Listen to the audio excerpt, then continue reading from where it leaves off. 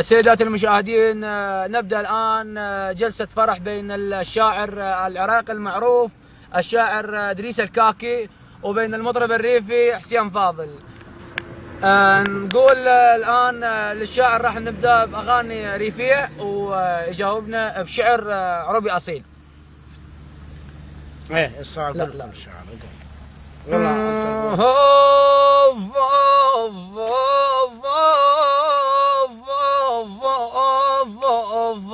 بالله. يا ولد شركم على بال اليوم عنا ايش الغيبة يا الطيبين عنا. يا ويلي يا ويلي يا ويلي متى تعودون وتشيلون يا عيوني. اي بالله صح لسانك. يا ولد متى تعودون يموي يا يموي يا ويلي يا ويلي يا ويلي. يا ولد متى تعودون وتشيلون عنا الهموم النايم وانتو غياب. يا ولد قولوا للإدريس يجعل بيت اليوم يا ويلي. انا اقول الشعر. والان الشاعر إدريس. حلول المرسال ومنكم وردنا بالربيع نصير ويفتح وردنا. ابتلينا من هو يناكم وردنا. اعزاز وفرقعكم يصعب علي.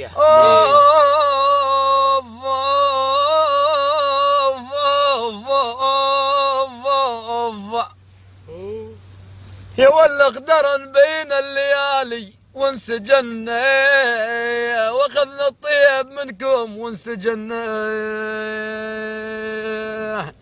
يا ويلي يا ويلي يا ويلي ذا الايام دارت يا عيوني. يا ولد الايام دارت وانسجنا يا حرام كان نشتم الهوى. يا والعادل يمسجن بادوش ابعث سلام هناك يا ويلي. اي بالله يا ابوه يا والعلي علي علي عود عود علي. قول معنا. يا والعاد عود عليها الدار يا اهل الدار معودين يا ولو. يقول لا تزعل إذا ما تسألنا. أكيد الوقت شاغلنا لكن وفاءنا باقي. ترى إحنا ما تغيرنا. يا والله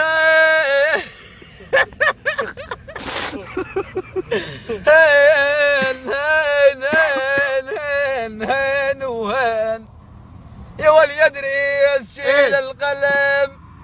إدريس شيل القلم يا زيك تكتب بيه يا زيك تكتب بيه. وش اكتب يا ورا؟ يا والهويل جرح القلب ما تقدر تداوي يا ويلي. يا ابوه هويه روح شرع. يقول أنت الصديق الذي لو مال لو كنت ما مال تربطني بيك الوفا لا مصلحة ولا مال. لا مال.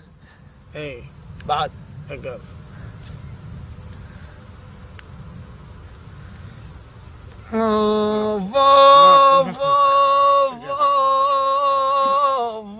يقول ما أكثر الإخوان حين تعدهم ولكن في النائبات قليل.